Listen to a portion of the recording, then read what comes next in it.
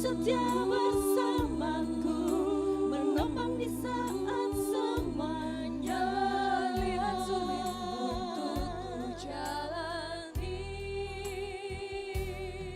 Segala syukur bagimu, segala syukur bagimu. Ku berikan syukurku buat kebaikanmu. Ku berikan syukurku buat pertolonganmu, sebab kau jadikanku berharga di matamu.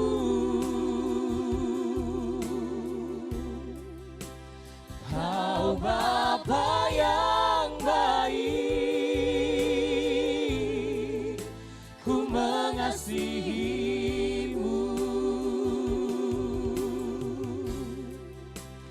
Kau Bapa yang baik, ku mengasihimu.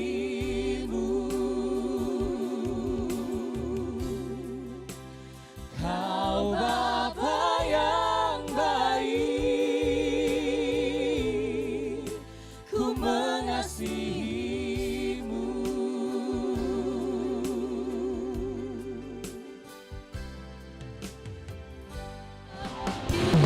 Aku percaya tiada yang mustahil bagimu. Kuasa-Mu kuatkanku, dasarku berharap. Kini aku berserah, kini aku berserah pada rancangan-Mu bagiku. Ku ikuti panggilan-Mu, bukan setia sampai akhir hidupku. Sukacita menyembah Tuhan, haleluya. Puji Tuhan, bagi yang memuji Tuhan dengan semangat, dengan sukacita, pasti Tuhan sudah menyembuhkan kalau yang sakit. Amin, haleluya. Puji Tuhan, bagi yang melompat kakinya yang sakit sembuh ya. Oh ya. Bagi yang memuliakan Tuhan dengan sukacita, tenggorokan yang sakit juga Tuhan sembuhkan. Amin, haleluya. Puji Tuhan, baik di tengah-tengah kita ada Dr. Junifrius Gultom, Chairman dari Asosiasi Sarjana Pantekosta di Indonesia dan juga dosen di STBI Petamburan. Ya, sudah beberapa kali bersama dengan kita, hari ini berkenan bersama-sama dengan kita kembali dari Jakarta dan ada acara di kota kita saat ini dan membagikan kebenaran firman Tuhan. Mari kita sambut Dr. Pendeta Junifrius Gultom. Salam sejahtera dalam kasih Tuhan kita Yesus Kristus. Sungguh merupakan sebuah kehormatan kepada saya boleh kembali hadir di gereja ini untuk boleh beribadah bersama-sama dan mendengarkan firman Tuhan. Saya sudah menyiapkan satu tema yang saya beri judul bertumbuh di dalam Kristus. Mari bersama-sama saya katakan bertumbuh dalam Kristus. 1, 2, 3. Nah, saudara-saudara, kita tahu bahwa adalah kehendak Tuhan supaya kita bertumbuh di dalam Kristus. Tidak ada orang tua yang tidak menghendaki anaknya bertumbuh. Adalah sangat sedih kalau kita orang tua mendapati anak kita tidak bertumbuh secara normal. Kadang-kadang ada orang yang kita lihat secara fisik dia bertumbuh tapi secara mental dia nggak bertumbuh. Atau secara mental dia bertumbuh tapi secara fisik dia tidak bertumbuh. Nah, kita mau pertumbuhan kita juga ideal dalam Kristus. Oleh karena itu, mari kita lihat bersama-sama next slide, 2 Petrus pasal 3 ayat 18. Saudara, Petrus mengalamatkan surat ini kepada orang-orang Kristen diaspora yang ada di Asia Kecil, dalam modern sekarang adalah suatu daerah yang bernama Turki, dan juga Pontus, Kapadokia, Bitinia. Nah, orang-orang ini ternyata mengalami dua tantangan besar, dan orang-orang Kristen pada zaman Perjanjian Baru mengalami dua tantangan besar. Yang pertama pengajaran sesat, yang kedua penganiayaan dari Kekaisaran Romawi. Nah, ternyata dalam kehidupan mereka menghadapi tantangan itu sebagai orang Kristen, mereka mengalami apa yang disebut sebagai kehidupan yang tidak menjadi contoh di dalam dunia di mana mereka tinggal, ya. Nah, oleh karena itu surat Petrus banyak kali diwarnai oleh pemberitahuan tentang pentingnya orang Kristen menderita bagi Kristus bukan karena berbuat jahat, dan dia mengingatkan supaya orang-orang Kristen, kamu adalah perantau di dalam dunia ini. Maka untuk menghadapi ajaran sesat di sekitar kamu dan tantangan penganiayaan, dia mendorong orang Kristen untuk bertumbuh di dalam Tuhan Yesus Kristus. Nah, saudara, anak kalimat yang dijelaskan dalam 2 Petrus ini sangat penting kita perhatikan, dan ini mengandung kata-kata yang sangat mendalam. Yang pertama, tidak kebetulan dikatakan bertumbuhlah dalam kasih karunia. Mengapa? Karena basis dari orang Kristen bertumbuh bukanlah ajaran agama, tetapi karena kita mengenal bahwa Yesus telah dulu mengasihi kita. So, pertumbuhan kita itu harus berbasis kasih karunia Tuhan. Dan yang kedua, tujuan dari pertumbuhan kita adalah pengenalan akan Tuhan dan Juru Selamat kita Yesus Kristus. Jadi kita bertumbuh bukan secara organisasi yang makin hari makin mengerti doktrin-doktrin organisasi, aturan organisasi. Tetapi pertumbuhan kita harus kepada Kristus yang adalah pusat daripada pertumbuhan kita sendiri. Amin. Jadi saudara-saudaraku, Kristus menjadi role model bagi kita untuk bertumbuh dan mengenal Dia. Dan yang ketiga, tujuan pertumbuhan kita adalah kemuliaannya. Bukan supaya kalau orang melihat kita, wah, luar biasa ya Junifrius itu hidupnya makin baik, makin kudus gitu. Bukan. Bukan kemuliaan diri kita, bukan kemuliaan gereja, bukan kemuliaan organisasi, tapi kemuliaan Tuhan. Kita bertumbuh hanya semata-mata supaya Tuhan dipermuliakan. Dan bukan hanya itu, mari kita lihat Kolose 1 ayat 10. Jadi pertumbuhan kita itu adalah supaya kita berkenan kepada Allah. Bagi kemuliaannya dan bagi kehidupan kita yang berkenan kepada Tuhan. Tuhan rindu supaya pengantinnya mempelai sorgawi itu adalah sesuatu yang berkenan kepadanya. Tidak kanak-kanak rohani. Next slide. Oleh karena itu saudaraku, pertumbuhan iman merupakan bagian yang amat vital bagi kehidupan Kristen. Jika kita tidak bertumbuh maka sesungguhnya kita tidak hidup, meskipun saudaraku kita perhatikan bahwa ada banyak orang dalam gereja kadang-kadang kita perhatikan tidak bertumbuh. 20 tahun, 30 tahun dalam kekristenannya tetap begitu-begitu saja. Ya, saudara-saudaraku, dalam hal fisik saja satu-satunya di mana kita bertumbuh itu berhenti adalah ketika kita meninggal. Jadi orang yang mati saja yang tidak bertumbuh. Saudara, ngomong-ngomong pertumbuhan itu yang ideal ya. Baik itu berbicara secara kita sebagai individu maupun kita secara korporat. Sebenarnya profil jemaat yang ideal itu seperti apa? Pertumbuhan yang seperti apa yang kita bisa lihat, saudara? Sekali lagi saya katakan, catat baik-baik, ketika saya mengatakan gereja itu terbagi dua, terbagi tiga sebenarnya pengertian gereja. Satu adalah kita sebagai orang percaya, kita adalah bait Roh Kudus, kita adalah gerejanya. Yang kedua pengertian secara korporat, kita sebagai orang Kristen bersama-sama itu juga disebut gereja. Dan yang ketiga secara organisasi, GPDI itu organisasi. Jadi ada tiga pengertian gereja. Nah, kalau kita bicara pertumbuhan yang ideal itu dilihat itu parameternya apa? Nah, saya akan cepat karena sebenarnya nggak di sini, tapi hanya sepintas saja saya tunjukkan kepada saudara tentang profil jemaat yang sehat dan dewasa. Yang pertama, next, yaitu, ya stop dulu. Yaitu dia harus menunjukkan sebagai komunitas yang sehat. Yang nomor satu dulu, jangan dibuka dulu semua ya. Komunitas yang sehat. Maksudnya apa? Saudara-saudaraku, Jangan Anda kira gereja yang besar, banyak jemaatnya, dia sehat secara komunitas. Enggak saudaraku. Tuhan mau kita bukan hanya besar secara jumlah, tapi kita secara komunitas sehat. Di mana di sana apa yang dikatakan oleh Filipi pasal yang kedua, di mana ada satu tujuan, satu visi, baru kemudian saling mengasihi, tidak mementingkan diri sendiri, ya. Itu visi daripada Tuhan kepada komunitas yang sehat diutarakan dalam Filipi pasal yang kedua. Ya, di mana ada kasih, ada dorongan, ada satu tujuan dan tidak mencari kepentingan diri sendiri. Saya percaya GPD Ungaran adalah gereja yang komunitas yang sehat. Amin. Haleluya. Nah, yang kedua, bertumbuh dalam karakter Kristus. Ya, saudara-saudara yang kasih Tuhan, jemaat yang bertumbuh kepada ideal itu makin lama menyerupai Kristus. Saudara, ketika kita berhadapan dengan Tuhan, menyembah Tuhan, beribadah banyak, saudara-saudaraku, tidak bisa tidak, pasti urapan Tuhan membuat dan menolong kita untuk makin serupa dengan Kristus. Tidak mungkin orang tidak bertumbuh di dalam karakter Tuhan. Yang ketiga, profil yang jemaat yang dewasa itu adalah makin hari makin mengalami Tuhan. Kita tidak sekedar beragama. Kalau kita bertumbuh, saudaraku, Allah itu real dalam keseharian kita. Saudara, kekristenan itu bukan konsep dogma yang dihafal-hafal, tapi apakah itu sungguh-sungguh kita alami?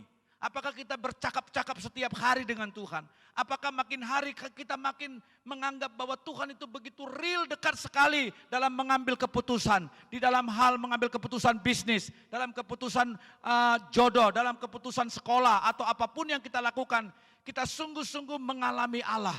Kita bisa bercakap-cakap dengan Allah setiap hari. Dia bukan Allah yang nun jauh di sana, tetapi hadir di dalam keseharian kita. Makin lama mengalami Allah. Nah, yang keempat, saudaraku, profil yang dewasa, makin hari dia makin melayani orang lain. Orang Kristen yang bertumbuh dalam kedewasaan, makin lama makin berkurang egoisnya. Yang dipikiri bukan diri sendiri. Bagaimana aku makin hari melayani orang lain. Amin. Bukan apa yang bisa saya dapatkan di gereja ini, tapi bagaimana saya bisa terlibat melayani orang lain. Hanya anak-anak rohanilah yang hanya mau dilayani, tapi makin dia makin memikirkan apa yang bisa saya layani. Tidak ada alasan bagi kita untuk tidak mengatakan kepada Tuhan, I have nothing to serve you. Aku nggak punya sesuatu melayani engkau. Rick Warren berkata, you have saved. Ya, SHAPE. Dan yang kelima, profil yang jemaat adalah apa? Makin hari makin memiliki kemurahan hati. Ya, bisa dibuka di nomor 5. Makin hari menjadi orang seperti Kristus yang selalu tergerak oleh belas kasihan. Melihat orang susah makin belas kasihan. Orang Kristen yang makin dewasa makin seperti Kristus yang gampang jatuh iba. Gampang belas kasihan sama orang. Melihat penderitaan orang dibawa dalam doa. Ya, walaupun itu bukan Kristen, seperti Kristus yang selalu digerakkan oleh belas kasihan, hatinya penuh dengan kemurahan. Kristus menjangkau orang-orang yang termarginalkan secara gender, perempuan-perempuan pada waktu itu Yahudi, termarginalkan secara umur. Yesus berkata, biarkanlah anak-anak itu datang kepadaku. Termarginalkan secara sosial. Kenapa? Karena dia dianggap orang yang paling berdosa secara sosial, seperti Zakeus, yang dimusuhi karena dianggap memeras. Yesus menghampiri Zakeus. Yang termarginalkan secara moral kepada perempuan di sumur Yakob. Yesus itu pergi ke tempat-tempat di mana butuh belas kasihan, di mana dunia tidak melirik mereka. Itulah pertumbuhan dari iman Kristen. Dan yang keenam, saudara-saudaraku, profil yang dewasa itu adalah membagikan iman mereka. Ya, mereka bersaksi bagi Tuhan. Makin hari dia rindu untuk berbagi kasih Tuhan kepada orang lain. Next slide, saudara-saudaraku, karena saya tidak fokus ke sana, saya hanya menyinggung sepintas. Anda tentu bisa menambahkan lagi 7-8 yang bisa kita kenali tentang jemaat yang dewasa. Saudara, untuk bertumbuh itu saudara-saudaraku membutuhkan komitmen. Tapi banyak orang takut kepada komitmen. Alasan mereka yang pertama adalah, wah nanti kalau saya terlalu serius ikut Tuhan, wah apa kata orang, kesan orang gimana. Nanti dibilang, aduh kamu itu biasa aja keles kalau orang mengatakan. Ya nggak usah terlalu fanatik lah. Nanti saya di kantor dikatain sama orang, aduh kamu terlalu fanatik. Jadi saudara-saudaraku, kalau orang mulai bertumbuh dan punya kemauan untuk mengasihi Tuhan, itu biasanya takut. Ada banyak orang takut untuk mempunyai komitmen bertumbuh. Karena nanti dikesankan orang, alah udahlah kita kan masih muda ya kan, kamu kampungan banget. Ya, nggak usah terlalu lebay lah mengikut Tuhan, nanti aja kalau udah mau mati, baru serius gitu. Yang kedua saudara-saudaraku, ketakutannya adalah alasannya, waduh nanti kalau saya serius aku terluka. Benar-benar saudaraku, terluka loh, kalau kita bertumbuh terluka. Misalnya apa? Misalnya kalau saudara mulai serius jujur, saudara pasti terluka secara finansial. Dulu Anda udah biasa menerima uang-uang haram ya, uang-uang yang nggak benar di kantor gitu ya. Ketika Anda mulai, wah ini dosa ini, mulai serius, terluka saudaraku. Jadi banyak orang gak siap bayar harga untuk bertumbuh. Kenapa? Harganya terlalu mahal. Kesenangan-kesenangan saya nanti akan dikoreksi oleh Tuhan. Hobi-hobi saya yang gak produktif bagi kerajaan Allah nanti akan disuruh ditinggalkan oleh Roh Kudus. Gak enak, banyak orang takut terluka saudaraku.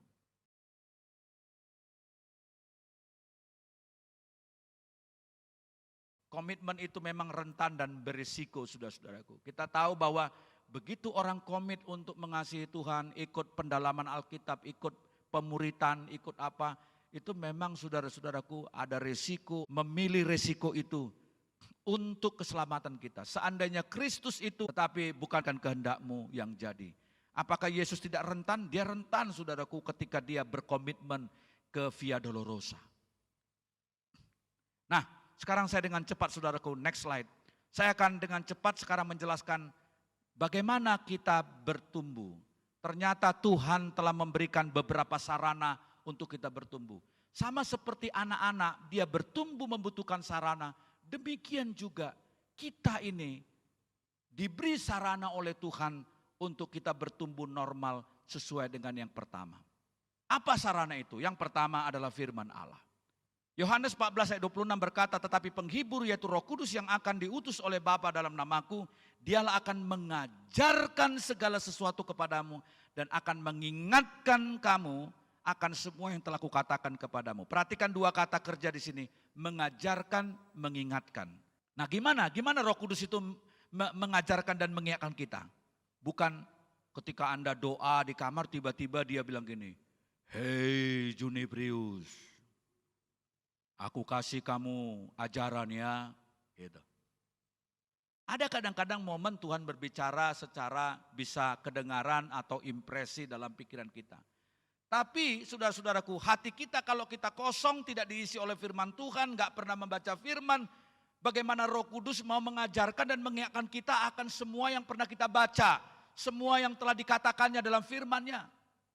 Maka next slide, 2 Timotius 3:16 berkata, segala tulisan yang diilhamkan oleh Allah memang bermanfaat untuk satu, mengajar, dua, menyatakan kesalahan, yang ketiga memperbaiki kelakuan, dan yang keempat mendidik orang dalam kebenaran. Jadi firman Tuhan sudah diberikan untuk kita bertumbuh. Dia ini adalah firman yang mengajar kita, mengoreksi kesalahan kita, memperbaiki kelakuan kita, dan mendidik orang di dalam kebenaran. Amin. Dan untuk bisa ke sana, mari next slide, kita harus seperti apa yang dikatakan Ayub pasal 23:12. Kenapa saya mengambil bahasa Inggrisnya? Karena dalam bahasa Indonesia kurang ditekankan kalimat ini ya. Maka dalam bahasa Inggris itu agak sedikit berbeda dengan teks Indonesia. Ayub pasal 23:12 berkata begini, I have not departed from the commands of his lips, I have treasured the words of his mouth more than my daily bread. Ya, jadi si Ayub berkata, aku tidak beranjak dari perintah-perintah bibirmu dan aku telah menyimpan perkataan mulutmu lebih daripada makananku sehari-hari. Ya, dalam teks bahasa Inggris kata-kata lebih daripada makananku sehari-hari. Wow. Apakah kita juga melihat firman Tuhan itu makanan dan vitamin yang melebihi daripada makanan kita sehari-hari? Saya berdoa kalau Anda mau bertumbuh, bertumbuhlah mulai membaca firman Tuhan. Itu sarana yang pertama yang sangat penting untuk menolong kita bertumbuh. Yang kedua, kita bertumbuh Sarananya adalah Tuhan memberikan kepada kita pejabat-pejabat gereja. Efesus 4 ayat 11 sampai ayatnya yang ke-16. Ya. Jadi saudara-saudaraku, mengapa Tuhan meletakkan kakak rohani, gembala kita, majelis, penatua, youth pastor, siapapun guru sekolah minggu. Karena semua itu dipakai oleh Allah untuk menolong kita bertumbuh di dalam Kristus. Oke? Jadi penting kita saudara-saudaraku tahu bahwa Allah telah memberikan pejabat gereja untuk menolong kita bertumbuh. Apa sikap kita? Next slide, 1 Tesalonika 5 ayat 12. Jadi saudara-saudaraku, kita harus respect kepada hamba-hamba Tuhan di gereja ini. Gembala, wakil gembala, majelis, penatua, guru sekolah minggu. Siapapun yang melayani, bahkan orang-orang yang Tuhan tunjuk untuk di bidang media. Mereka adalah melayani. Ya, hormati mereka, doakan mereka, junjung mereka dalam kasih. Bila perlu kalau Anda pergi keluar kota, keluar negeri, atau kemana saja, bawa oleh-oleh kepada mereka. Ya. Mungkin nilainya nggak seberapa. Ya. Pak, saya kemarin ke Singapura Pak, ini ada sedikit cenderamata dasi misalnya. Ya. Bukan soal siapa yang diuntungkan ya, bukan soal pemberian itu, maksud saya bukan soal nilainya, tapi betapa mereka mempraktekkan penghormatan-penghormatan mereka. Tapi saudara-saudaraku, hamba Tuhan juga bukan tidak dituntut untuk apa? Untuk punya peran. Makanya hamba-hamba Tuhan tidak boleh bermalas-malasan. Mereka harus bekerja keras. Ya, melayani jemaat, memimpin, menegur, mengajar. Berapa banyak antara saudara setiap pagi kalau berdoa bagi hamba-hamba Tuhan di gerejamu. Tuhan, aku berdoa untuk hamba-hamba Tuhan di gereja. Beri kepada mereka kesehatan, beri kepada mereka hikmat, beri kepada mereka pengwahyuan dari Tuhan. Supaya kami jemaat makin hari dibawa kepada keserupaan dengan Kristus. Harus kita doakan hamba-hamba Tuhan di sini. Karena mereka adalah sarana yang disediakan Tuhan untuk membawa kita. Supaya kita tidak menjadi seperti anak-anak yang gampang diombang-ambingkan oleh rupa-rupa ajaran sesat. Sarana yang ketiga untuk kita bertumbuh adalah melalui kesulitan-kesulitan dan tantangan-tantangan. Penderitaan, cobaan, masalah. Yohanes 15 ayat 2 berkata, dan setiap ranting yang berbuah dibersihkannya supaya ia berbuah banyak. Saudara-saudaraku, Tuhan bukanlah sumber daripada masalah. Tapi kalau itu terjadi diizinkan Tuhan, pasti semuanya itu dapat menolong kita, menjadikan itu sarana membuat kita lebih dewasa dalam karakter. Saudara, penderitaan-penderitaan yang kita alami yang diizinkan Tuhan itu bisa menjadi cambuk untuk mendewasakan kita. Kita mulai, saudaraku, melihat semua dalam perspektif Tuhan, mulai dalam sudut pandang Tuhan. Oleh karena itu, saudara-saudaraku, bersyukurlah untuk apa yang kita alami. Maksudnya apa? Yang bersyukurnya itu apa? Waktu kamu mengalami penderitaan dan tantangan masalah yang berat, bersyukurlah bukan atas penderitaan itu, tapi bersyukurlah bahwa Allah setia dan tetap menyertai engkau. Itu yang kita syukurin. Jadi yang kita syukurin itu adalah apa? Bahwa Allah ada dalam kendali penuh atas apa yang kita alami. Bahwa Allah setia ketika kita ada dalam lembah kekelaman. Itu yang harus kita syukuri. So we have to say thank you to the Lord because He is faithful. Dia setia dalam apa yang kita alami. Oleh karena itu saudara-saudaraku,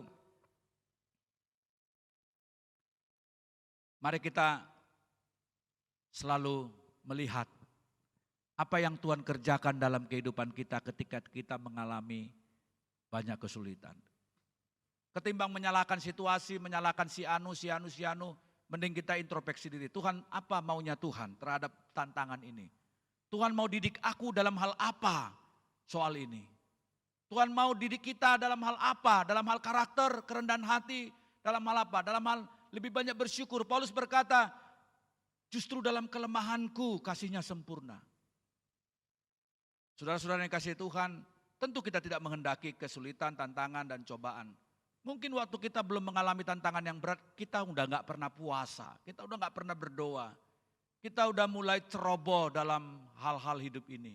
Tapi ketika kita mengalami tantangan itu, kita punya waktu untuk merenung sejenak, memikirkan Allah, mulai napak tilas kepada apa yang dulu pernah kita lakukan dalam masa-masa mengasihi Tuhan di awal-awal.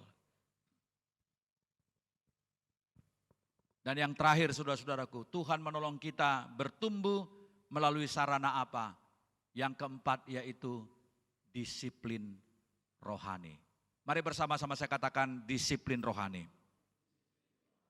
Selain firman Tuhan, selain pejabat-pejabat gereja, selain masalah dan tantangan, sarana yang Tuhan pakai untuk kita bertumbuh adalah disiplin rohani. Saudara, anak kita kalau nggak punya disiplin, dia tidak akan bertumbuh dengan baik. Jadi saudara-saudaraku, memberi persembahan di bait Allah itu adalah juga ada kaitannya dengan formasi spiritual mereka atau disiplin kerohanian mereka. Ya. Mereka mendemonstrasikan pemberian-pemberian mereka di bait Allah itu adalah juga dalam rangka melatih mereka, mendisiplin diri. Selain kepentingan yang lain, termasuk cara Tuhan untuk memberkati mereka. Saudaraku, kekristenan yang tidak punya disiplin itu enggak akan bertumbuh. 1 Timotius pasal 4 ayat 7b sampai 8b dikatakan begini, latihlah dirimu beribadah, latihan badani terbatas gunanya, tetapi ibadah itu berguna dalam segala hal, karena mengandung janji baik untuk hidup ini maupun untuk hidup yang akan datang. Nah, menarik saudara, saya tidak akan lama lagi, mungkin 5 menit lagi saya selesai, saya undang pemain musik maju ke depan. Nah, saudara-saudara, dalam bahasa Yunani kata latihlah di sini adalah gumnaze. Next slide. Gumnaze. Latihlah beribadah itu, latihan itu gumnaze. Mari bersama-sama saya katakan gumnaze. Nah, menariknya ini gumnaze ini bisa artinya bertelanjang. Maksudnya apa? Dulu zaman perjanjian baru, seorang atlet itu kalau mau dia berlari kenceng, dan sampai sekarang juga begitu ya. Tidak ada atlet kalau mau berlari itu pakai rangsel, pakai sepatu berat, pakaian jas gitu, enggak ada. Atlet lari itu kalau bisa seminim mungkin dan seringan mungkin pakaiannya. Maka dia kadang-kadang pakai celana sangat pendek lalu kaos yang sangat tipis. Kenapa? Karena dia nggak boleh ada yang menghalangi dia. Dia harus berlari kencang. Jadi disiplin itu dikatakan ini melatih ini adalah apa? Dia harus menanggalkan, Ibrani pasal yang ke-12, kita harus menanggalkan semua beban yang menghalang-halangi kita dan berlari menuju tujuan. Jadi ini berbicara soal disiplin, saudara-saudara. Dan kata beribadah di sini dalam bahasa Yunani, next slide, adalah eusebian. Mari bersama-sama katakan eusebian, 1, 2, 3. Jadi seperti gini, bertelanjanglah ada pros eusebian. Artinya berdisiplinlah untuk kamu menuju kepada kekudusan, menuju kepada kesalehan. Oleh karena itu mengapa setiap kita membutuhkan disiplin-disiplin ya. Disiplin saat teduh, disiplin ke gereja, disiplin baca firman Tuhan, disiplin berdoa, disiplin memberi, disiplin puasa dan seterusnya dan seterusnya. Kesimpulan firman Tuhan pada pagi hari ini, saya yakin Tuhan mengendaki supaya kita semua bertumbuh dalam Tuhan. Amin. Dan Dia telah memberikan sarana untuk bertumbuh. Yang pertama firman Allah, yang kedua pejabat gereja, yang ketiga kesulitan dan tantangan, dan yang keempat disiplin kepada Tuhan. Biarlah kiranya Tuhan menolong kita dan Roh-Nya yang kudus menolong kita, memampukan kita untuk hidup makin bertumbuh dewasa di dalam Tuhan. Amin untuk firman Tuhan.